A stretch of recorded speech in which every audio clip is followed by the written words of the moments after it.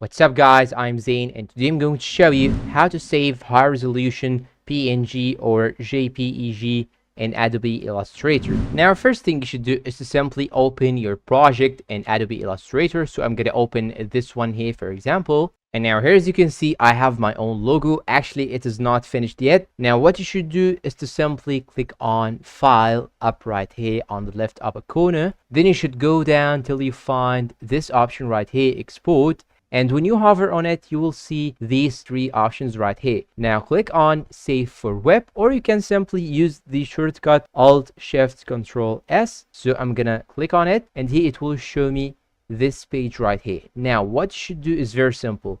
I need you to go up right here, then here it will show you the format of the picture. So I'm gonna tap on it, then it will show you more three options. So now I will choose JPEG for example because I want to save it for JPEG file. Then click on Save right here, and after clicking on Save, now you have to choose the place that you want to save it in it. So I'm gonna choose my documents here for example, then I'm gonna click on Save and choose Continue. Now, if you want to save it as a PNG file, you can do the same steps. Go to File, then go to Export, then choose Save for Web, or press Alt Shift Control plus S. Then what you should do right now is to simply go to the same option, and now you will have to choose PNG 24. Don't choose PNG 8, just to choose PNG 24 because it will give you higher resolution. So I'm gonna click on it,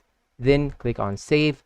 And now you have to choose where you will save it. Then I'm going to click on Save, then click on OK. And now when I open the folder that has the two images, you will find here it has very high resolution and you can actually use it simply. You have the PNG right here and the JPEG. So this is how we can actually make it. If you find this video helpful guys, please don't forget to support us with like, subscribe, comment, share, and see you in a new video.